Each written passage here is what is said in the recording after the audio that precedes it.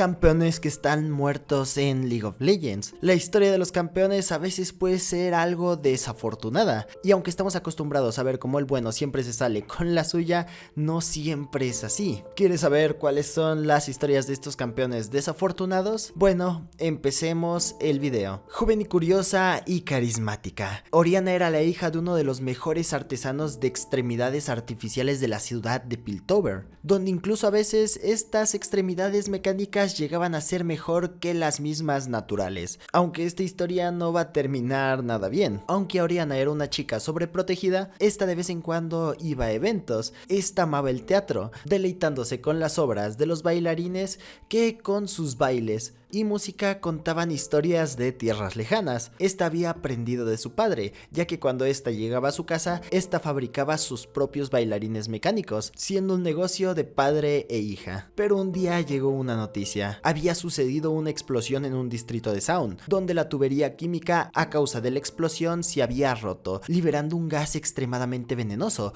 Orianna insistió en ir a ayudar a las víctimas, pero su padre lo prohibió. No quería que le pasara nada a ella. Ella no lo permitió, y con lo poco que podía cargar en sus manos, escapó en la noche para ayudar a Zaun. Al llegar, lo que vio fue devastador. Los escombros estaban por doquier, y los habitantes de Zaun simplemente caminaban a través de esta neblina tóxica. Noche tras noche, Orianna ayudó, reparando respiradores e instalando exofiltros, donde incluso en una ocasión dio su máscara a un pequeño niño que apenas podía respirar. Y aquí es donde empieza la tragedia, ya que poco después de regresar, esta cayó enferma, sus pulmones estaban devastados y a lo lejos no parecía haber esperanza alguna. Pero su padre se negó a aceptar el destino trágico de Orianna.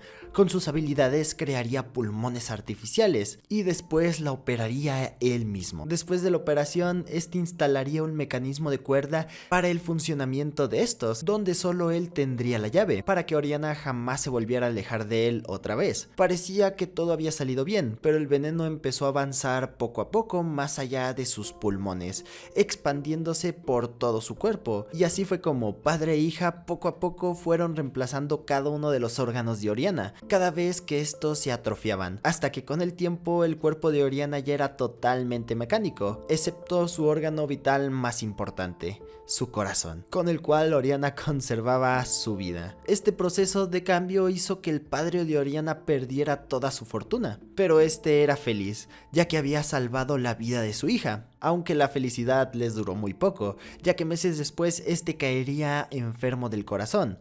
Orianna no tendría suficiente dinero para salvar a su padre, así que esta misma, después de conseguir un cristal Hextech, tomaría una decisión: darle su último destello de humanidad a su padre. Ella misma realizaría su operación y vería el último latido de su corazón en sus manos. Orianna sabía que ya no era más un humano, ni siquiera pensaba que sus recuerdos fueran ella misma, solo los veía como historias lejanas.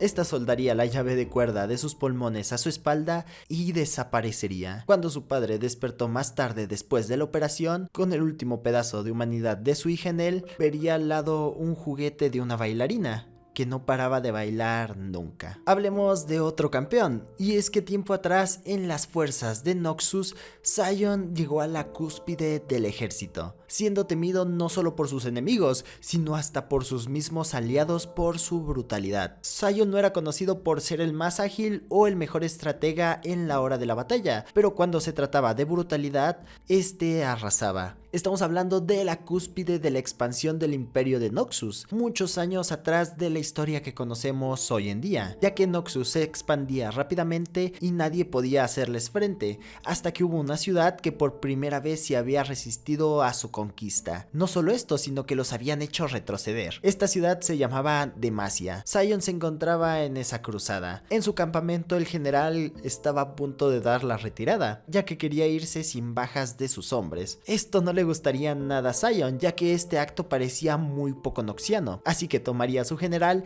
y lo lanzaría de las murallas. Luego él mismo ordenaría un ataque junto con todas las demás tropas. Durante la batalla, Sion buscaría al líder de los demacianos, un personaje que tal vez te suene, Jarvan I.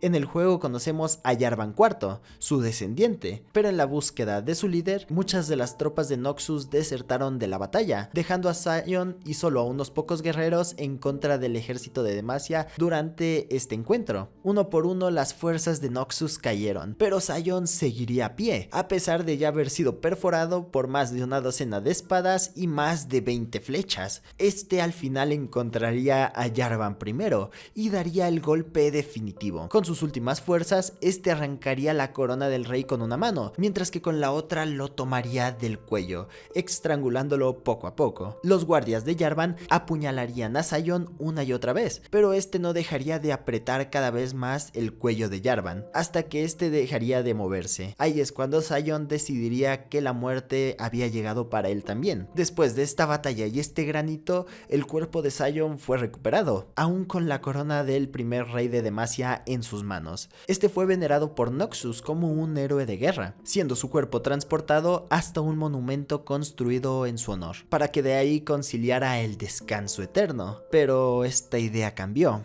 siendo traído a la vida una vez más con magia prohibida. Ahora con una sed de sangre y sin poder sentir dolor alguno, no diferenciando a aliados y enemigos, simplemente trayendo masacre a donde quiera que vaya, olvidando cada día más quién era en el pasado, siendo simplemente un instrumento de guerra más. La leyenda cuenta cómo antes de ser lo que es hoy en día, este hombre fue un buzo extraordinario, siendo un marinero mejor que el resto, corpulento y veloz al sumergirse, con pulmones simplemente de otro mundo, Nautilus, aunque su nombre real fue borrado de la historia. Este preferiría el buceo libre, y aunque este constantemente traía grandes riquezas del fondo del océano, en donde grandes embarcaciones naufragaron hace muchos años, este no pedía una gran remuneración a cambio, simplemente tenía una petición para su capitán, y esta era que el capitán debía arrojar una moneda por la borda al zarpar, para honrar y apaciguar el vasto mar. Para cualquiera era una simple superstición,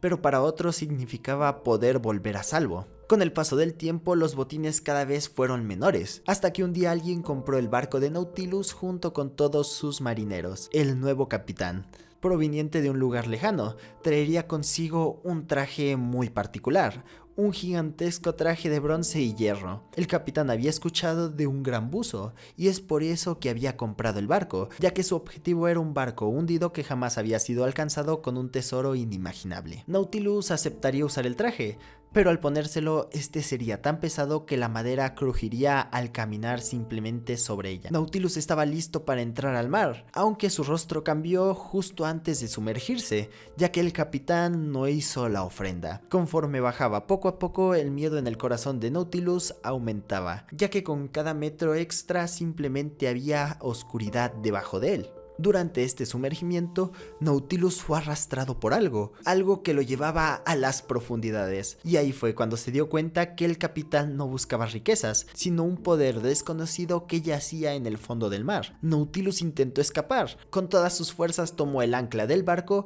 y poco a poco se dirigió a la superficie. Este escaló con el pesado traje, pero justamente antes de llegar al barco el ancla se rompió. Cuando este despertó, la oscuridad del océano ya no existía más para él. Su traje se había vuelto un caparazón, y quien estaba dentro de este ya no era él. Este se había vuelto algo más. Cuando emergió, los años habían pasado. No había vida a la cual volver. Ni siquiera la venganza le esperaba, ya que no había ni rastros de este capitán. Con sus recuerdos confusos y su pasado olvidado, solo le quedaba una idea en mente: hacer que todas las tripulaciones cumplieran con la ofrenda al mar, perforando cualquier embarcación de capitanes ambiciosos. Y aunque a veces tiene vagos recuerdos de su pasado, él sabe que el hombre que fue Nautilus se encuentra ahogado dentro del mar. Y bueno gente, eso fue todo por esta ocasión, ojalá les haya gustado el video. Dime, ¿te gustaría que trajéramos más historias de League of Legends al canal? ¿Qué clase de historias te gustaría saber? Para hacer un video compilándolas todas. En este video intenté omitir todos los campeones que sean ascendidos, porque prácticamente para ser ascendido terminas muriendo y después reviviendo,